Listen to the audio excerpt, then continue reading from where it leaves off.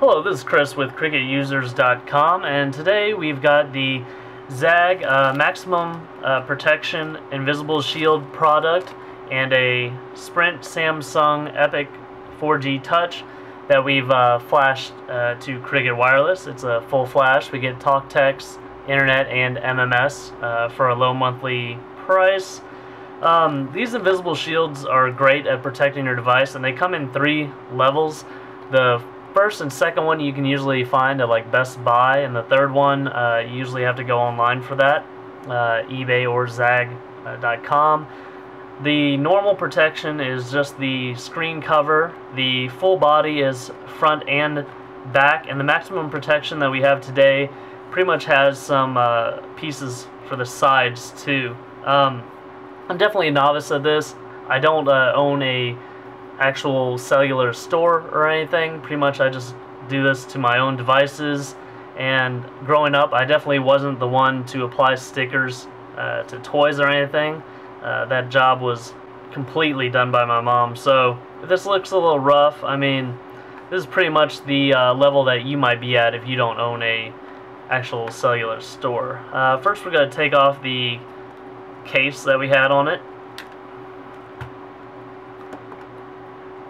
This case was purchased when we first got the device and is offered by Sprint stores, and so is the screen cover. When you buy this screen cover from Sprint, it comes with the one that we have on now and then an anti-glare one. The problem with this is this case, when you push the buttons around the side, it would just push this screen cover or protector up a little bit. It's a little bit different than the ZAGG. It's actually like a hard screen protector. It's really easy to apply though. I guess that would be its one benefit. So we're just going to go along, find a side, and peel it off.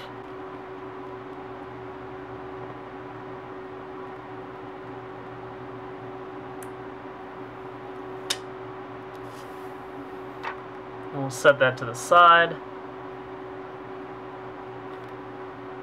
Didn't seem to really leave any residue on the device, but you can see where it was covering up, and then the dirt they got on the areas that it wasn't protecting. This is what you might receive your ZAGG if you order it from ZAGG.com. Just a little bubble wrap that comes with this. This is the normal retail packaging, but with the other ones they usually have the actual protector in this sleeve, and then they have this in the other one. But because it's the maximum protection one, they keep that in one side and then pack this separately. This is pretty much what we're going to place on the device. Let's see that. Set this to the side. It has instructions on it. I've done a couple of these, and I'll try to remember to adhere to all their instructions. Pretty much do whatever works best for you. There's more instructions in here. There's a little cloth to clean it off. A rubber squeegee, which I love compared to the plastic ones that you might find in the normal protection kits. I usually keep a squeegee or two around. You never know when you might need one, and it's definitely better than using a credit card. And here's their application solution, which I think is pretty much just like purified water. It doesn't really, it's not sticky or anything like that. So I'm going to go ahead and turn the device off. In case I do get a lot of water or application fluid on it, I don't want it to short out. I use a lot of application fluid because it just seems like it makes the installation easier, and it leaves a little bit more room for error. However, you don't want to get so much liquid on the device that it causes it to short out or anything, obviously. So go ahead and clean this really well. Make sure that you get any foreign matter off of the surface of the screen. You don't want that to get in between the layers. It is easy to peel the ZAGG back up and reapply it. However, if you get anything stuck to the bottom of the ZAGG, it's pretty much going to stay there. If you try to clean it off and reapply it, it's going to ruin the clarity of your screen. So definitely the front is the most important one, and the portion that's common to all levels of protection offered by ZAGG. Some of these pieces actually have ZAGG written on them,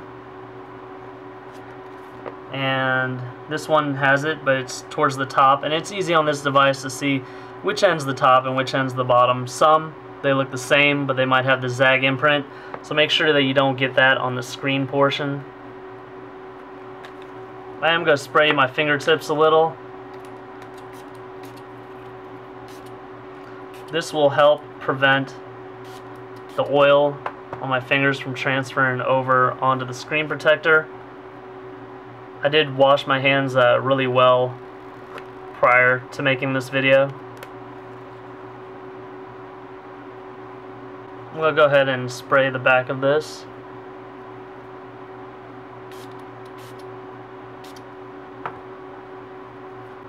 Now, because wrapping this around the speaker and the front-facing camera is so important, I'm going to start on that end so I can try to line everything up.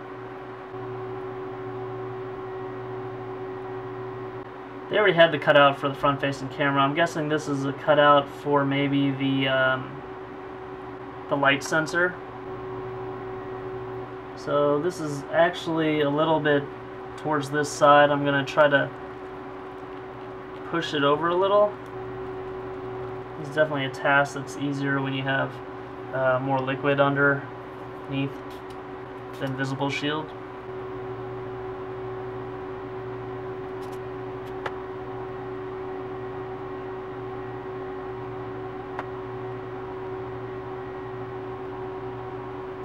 You really don't want it to hang over the edges in any places. If it does, it will more likely peel off in the future in those areas. As long as you get all on the screen portion, you shouldn't have any problems. I'm applying slight pressure to move it to the exact area that I want it to be in. Trying to keep the water out of the speaker. When everything looks good, I'll go ahead and try to squeegee most of it away from the speaker. That's the only opening on the front, it looks like. In the instructions, it lets you know that a lot of this will, well, a lot of the bubbles that are left, the small ones, will eventually evaporate within the next 2 to 3 days, I think it says.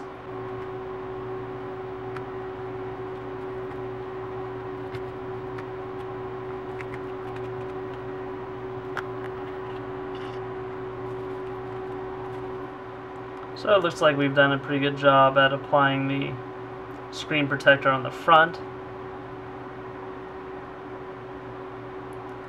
So at this time we'll go ahead and move to the back. Of course, all the other parts are a little bit more forgiving. I'm not going to be as worried about getting dust. Take this off in between the layers.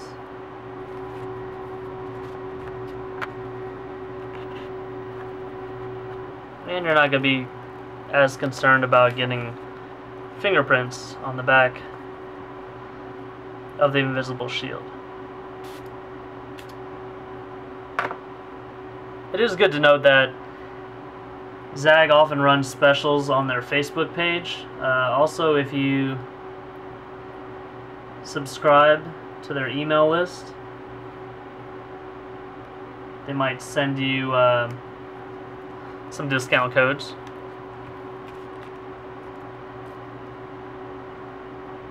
I believe the discount code we used gave us 20% off of this product.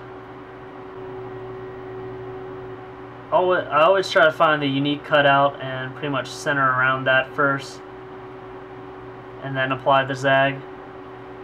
I mean, that's really what you're going to be aiming for, is making sure you get that unique cutout centered. That's going to be the most noticeable thing.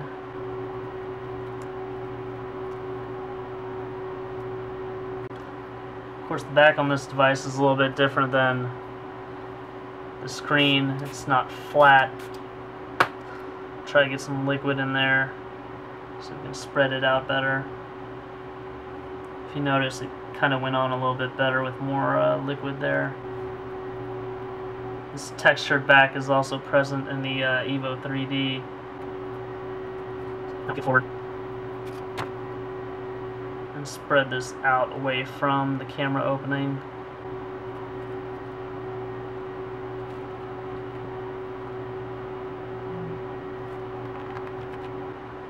Keep it away from the speakerphone hole in the back. We'll go ahead and move to the sides, even though it doesn't seem like it wants to adhere to these corners right now. We'll go ahead and move to the sides now.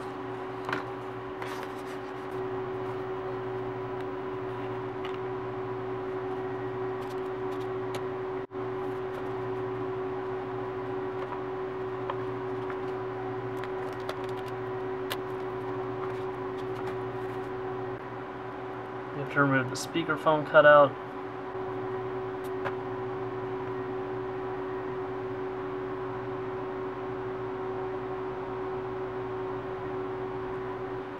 You can see that they notched these corners because of how curved the device was. They knew that if they hadn't notched them, that it wouldn't adhere to the corners.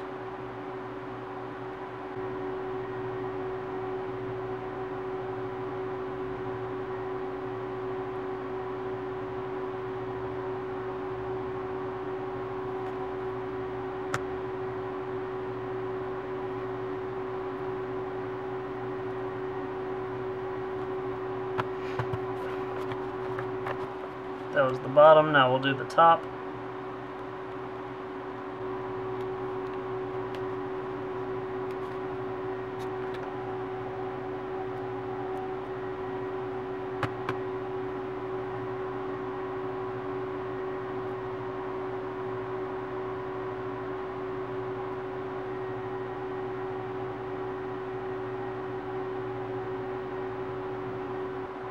Probably can't see this too well, but of course you're gonna want to make sure that you don't go over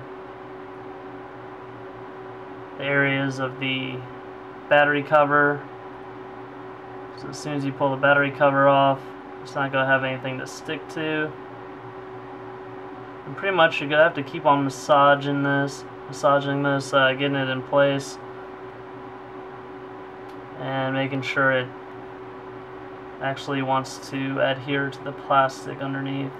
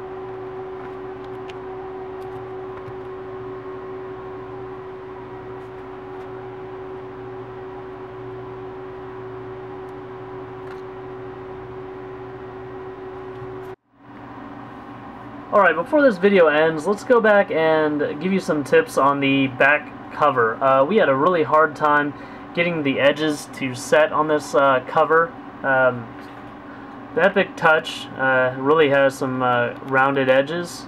You can see on the bottom portion right here, they had cutouts to ensure that this wouldn't come up on the bottom side. However, they didn't do anything on the battery cover.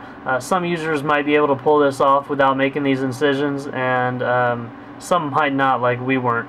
Pretty much what I did was I took the edges and I used a very sharp knife. You can use maybe a box cutter or some other sharp object.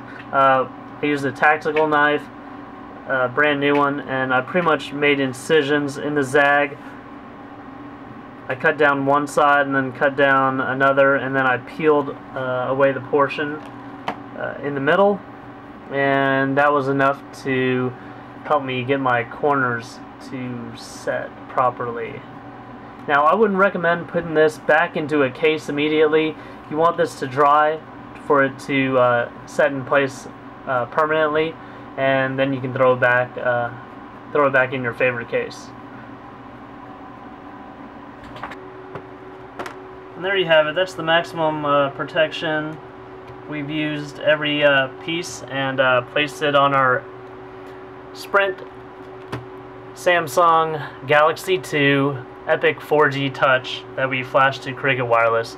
So for more information about phones that you can flash to Cricket Wireless and Cricket Wireless in general, please visit www.cricketusers.com. Subscribe to our YouTube channel to see the latest things that we're working on, and like our Facebook page at www.facebook.com/cricketusers.